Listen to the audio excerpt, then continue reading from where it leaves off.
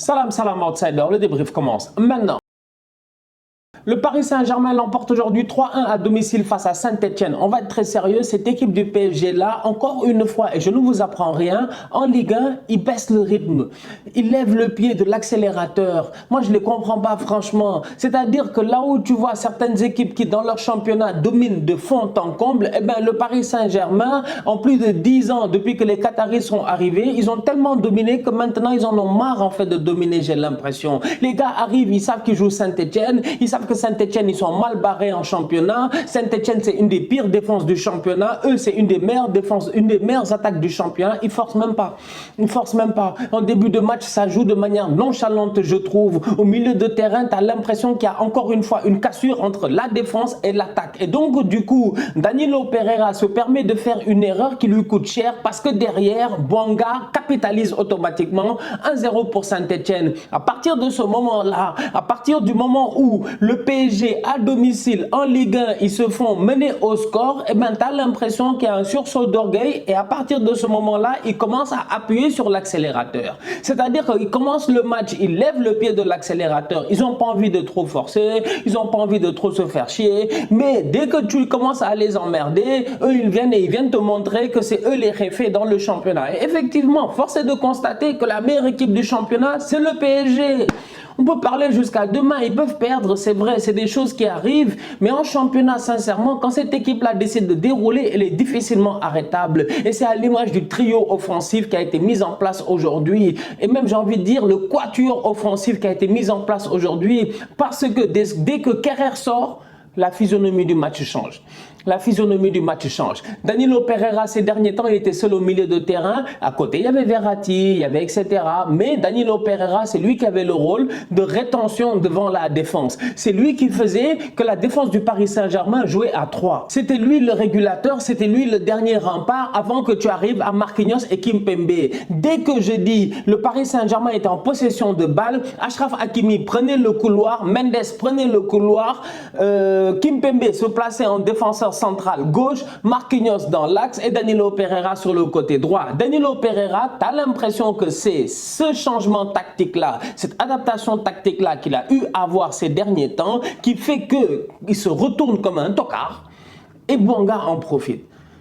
Mais quand Kerrer sort et que cette équipe-là passe réellement à 4 derrière, avec un Danilo qui joue genre centre, piston droit ou quoi que ce soit, appelle ça comme tu veux, eh ben tout a changé. Tout a changé sincèrement au niveau du PSG. Offensivement parlant, ils étaient beaucoup plus fluides parce que Thilo Kehrer ne se projette pas. Thilo Kehrer ne se projette pas. Il n'est même pas capable, j'ai dit aujourd'hui, d'avoir le même impact qu'aurait un latéral normal. Donc du coup, Di Maria, sa rentrée fait du bien. C'est une bouffée d'oxygène. Ça permet, j'ai dit, d'ouvrir le jeu et ça a fait du bien à cette équipe du PSG là. Kylian Mbappé, encore une fois, c'est la star de cette équipe. Je pense que ça ne sert à rien d'en parler, de beaucoup parler. C'est la star de l'équipe. En fait, le meilleur joueur du Paris Saint-Germain, c'est Kylian Mbappé. S'il y a quelqu'un qui doit être mis sur un piédestal, c'est Kylian Mbappé. S'il y a quelqu'un qui est la face du projet, c'est Kylian Mbappé. Aujourd'hui, sincèrement, le Paris Saint-Germain doit tout faire pour garder Kylian Mbappé. Le problème, il est simple, c'est que le cœur de Mbappé est déjà au Real Madrid. Je ne sais pas si dans l'esprit, il est déjà au Real, mais en tout cas, une chose est certaine, c'est qu'en ce moment, dans l'esprit, sur le terrain, il est en train de performer et de bien joué. Mbappé aujourd'hui en première mi-temps sur une sensationnelle passe de Messi.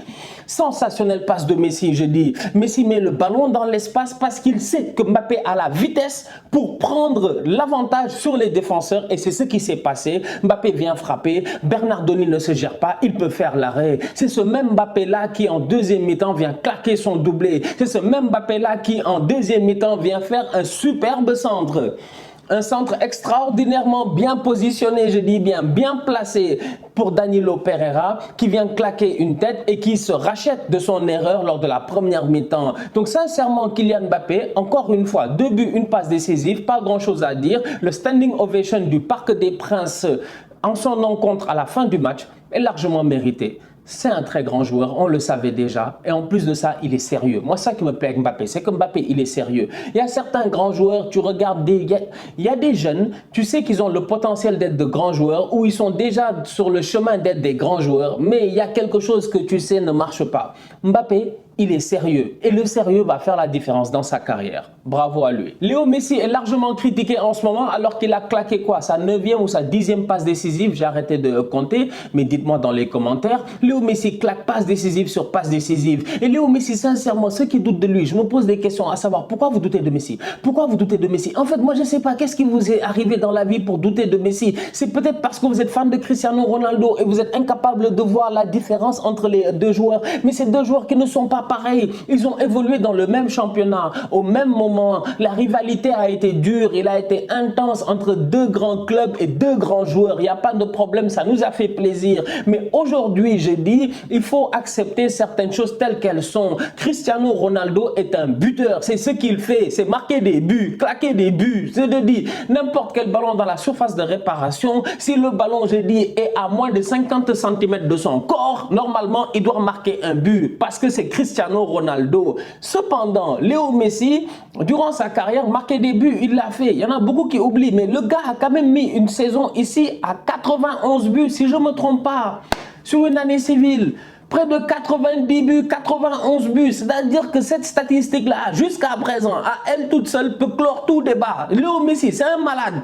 C'est un malade. En termes de jeu et de football aujourd'hui, il est capable d'être un meneur de jeu très reculé sur le terrain. Il est, je dis, à 30 mètres, 35 mètres. Il voit les espaces comme personne. Il met les ballons dans les espaces. Si les autres sont forts, ils sont capables de concrétiser. C'est le cas de Kylian Mbappé. Léo Messi, aujourd'hui, il construit le jeu du Paris Saint-Germain à partir d'un certain moment. Dès que les Ganagay, qui a fait un très bon match aujourd'hui, font leur match, Danilo, Wijnaldum, qui n'est toujours pas encore convaincant, mais c'est pas grave. Dès que ces gars-là au milieu de terrain, ils ont fait le taf et qu'ils ont mis le pied dans le ballon de Messi et que Di Maria est parti, Neymar est parti, Mbappé est parti, à partir de ce moment-là, déjà, les courses des trois joueurs devant lui créent des espaces. Messi, lui, il est capable de choisir quel est l'espace le plus optimal pour que le gars puisse marquer un but.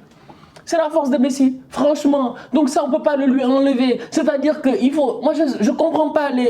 genre, moi, quand Cristiano fait des grands matchs ici, je suis content. Parce que j'aime le football tout court. J'aime le football tout court. Il fait des grands matchs ici, il claque des triplés, des doublés, tout ça. On n'a pas de problème. Comme non, mais Cristiano Ronaldo, factos, il n'y a pas de problème. Mais Léo Messi, quand il fait des matchs à la hauteur de ce qu'il est capable de faire aujourd'hui au Paris Saint-Germain et à la hauteur de ce qu'il nous a montré au courant de sa carrière, il faut accepter les choses telles qu'elles sont. Léo Messi, ce n'est pas un petit joueur. Dire aujourd'hui qu'il mérite des notes de 3 dans l'équipe ou des 2 dans l'équipe, ça, je trouve que c'est un fiasco. C'est même pas sérieux. Franchement, c'est même pas sérieux. Le gars, c'est un playmaker. Et aujourd'hui, sincèrement, il fait le jeu. Bravo à lui. Neymar, si je ne me trompe pas, il a touché le poteau à un moment donné, si je me rappelle bien.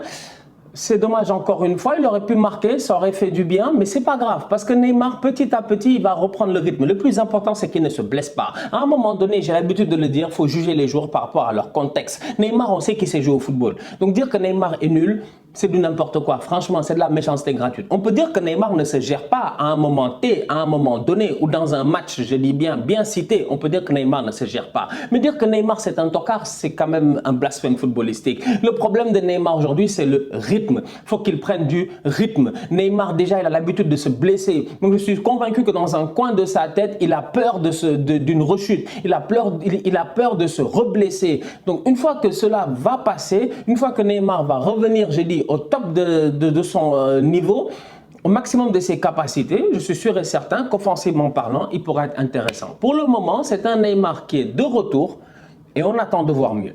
Petite parenthèse, avant de finir le débrief, j'ai envie de parler de Abdou Diallo qui a fait une superbe Coupe d'Afrique des Nations avec le Sénégal. Il a été excellent, défensivement parlant, c'était un leader, il a été vocal, il a été très bon, il a fait très peu d'erreurs, voire presque jamais. Il a été buteur quand il le fallait, si je ne me trompe pas, en demi-finale face au Burkina Faso.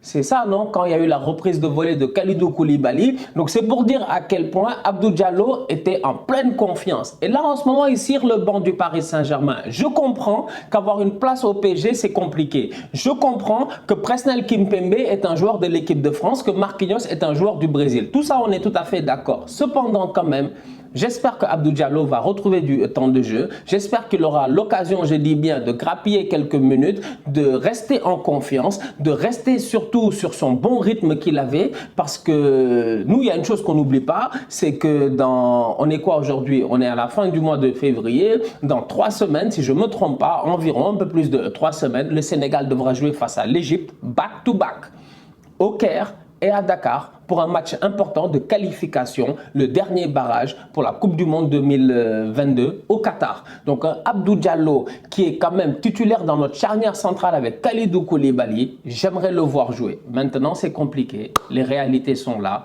c'est pas facile d'avoir une place dans ce PSG. Donc courage à lui. Prochain match du PSG, c'est face à Nice. J'ai hâte de voir ce que ça va donner parce que Nice de Christophe Galtier, c'est un adversaire qui est très sérieux en championnat. C'est un adversaire qui n'est pas facile en championnat et encore moins facile quand tu es censé les jouer chez eux. Le PSG va se déplacer vers Nice. C'est déjà, ils se rapprochent du sud, ils se rapprochent de Madrid et après ils vont jouer Madrid. Donc le déplacement Paris-Nice, il est important. Nice-Madrid, il va être encore plus important. De la même manière que le Real, avant de jouer le PSG, va jouer la Sociedad, c'est-à-dire un adversaire qui se bat pour l'Europe. Le Paris Saint-Germain va jouer Nice, qui est aussi un adversaire qui se bat pour l'Europe. Ce qui fait 2 matchs en fait qui sont très importants et 2 matchs qui vont peut-être en tant que tels lancer ces 2 équipes-là, les mettre au top de leur forme ou peut-être les faire douter. Avant le match le plus important de la saison pour ces 2 équipes-là en ce moment, Paris Saint-Germain-Real. C'est le match qu'on attend tous. Le Real devra jouer la Sociedad, il faudra gagner, ne pas perdre pour ne pas avoir une baisse de confiance. Paris devra jouer Nice, il faudra gagner, ne pas perdre pour ne pas avoir une baisse de confiance. J'ai hâte de voir ce que ça va donner. La famille, on se capte très bientôt pour un nouveau débrief. D'ici là, on continue à liker, on continue à partager, on s'abonne, on s'abonne, on s'abonne. On est ensemble, on reste en santé, c'est le plus important. Tous outsiders.